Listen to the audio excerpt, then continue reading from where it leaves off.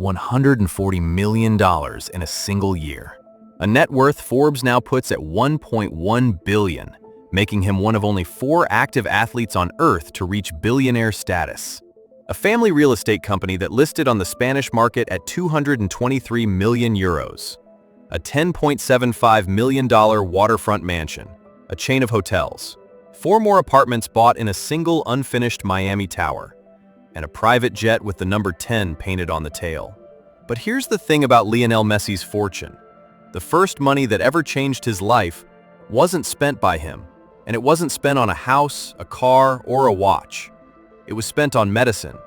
In this video, the empire of homes, the Miami contract that rewrote how footballers get paid, the myth about a $35 million Ferrari that probably isn't true, and why almost everything Messi built was an attempt to recreate the 2 places he was forced to leave. Keep that word in mind. Home. Hit the like button early. If the story doesn't grab you, you can take it back at the end. Deal? Let's start in Rosario, Argentina, 1987. Leo is born in Rosario, the son of a steel factory worker. Money is tight from the start, and at around 10 or 11, doctors find a growth hormone deficiency. The treatment is nightly injections, and by modern estimates, somewhere around $900 to $1,000 every single month. His family cannot carry that bill indefinitely. Argentine clubs can't or won't, and then one club says yes. At 13, Lionel Messi crosses the Atlantic Ocean.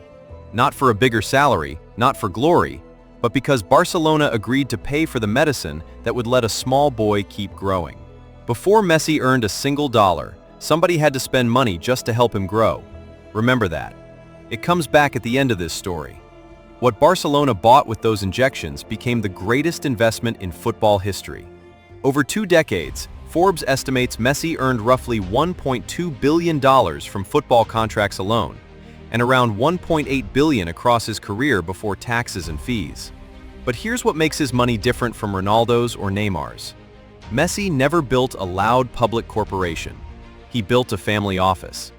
His father Jorge ran the negotiations and finances. His brother worked in commercial operations. His sister ran the fashion brand. His wife, Antonella, sits as vice president of the property company.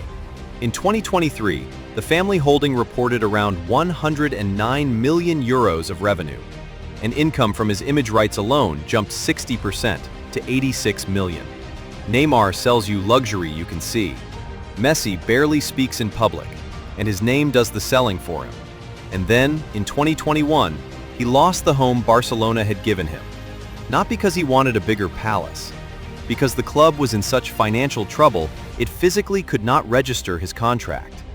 Barcelona gave a 13-year-old a home. 21 years later, they couldn't afford to let him stay in it.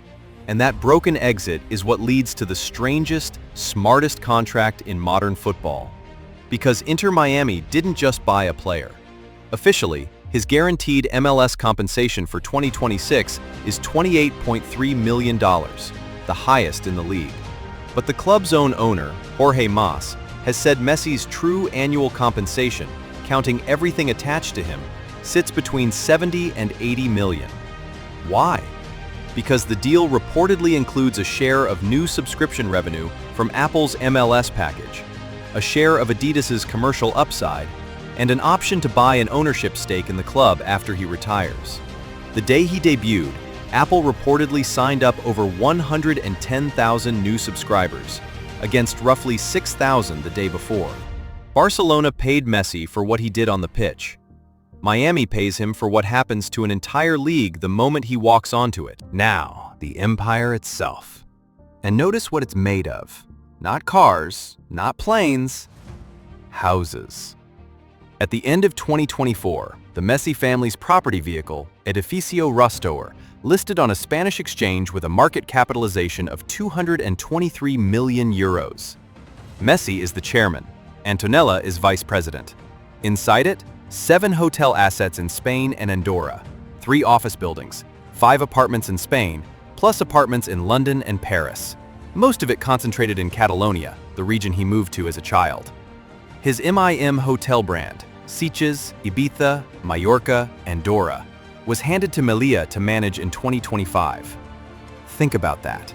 The boy who was sent away from home at 13 now sells other people temporary ones for a living. In America, the pattern continues. He bought a waterfront mansion in a gated community near Fort Lauderdale for about $10.75 million. 10 bedrooms, roughly 10,500 square feet, private water access. And notice the choice. Not a party palace, but a compound built so the outside world can't reach his family. Then, in 2025, he contracted to buy 4 more apartments in one unfinished Miami tower, one of them reported at $7.5 million. He also owns a unit in the Porsche Design Tower, the building where an elevator lifts your car up to your apartment. Neymar built homes to be seen in. Messi buys homes designed to make the outside world disappear. And here I have to break some famous internet facts. You've probably read that Messi bought the most expensive car ever sold at auction, a Ferrari 335S, for over 30 million euros. The buyer was anonymous, the tabloids filled in the blank, and Messi himself publicly laughed it off. There is no evidence he owns it. Same caution on the jet. He's long been associated with a customized Gulfstream 5 worth around $15 million, with the number 10 on the tail. But it appears to be operated through a private aviation company rather than transparently owned by him. And the yachts you've seen him on are charters. Owning and renting are not the same thing.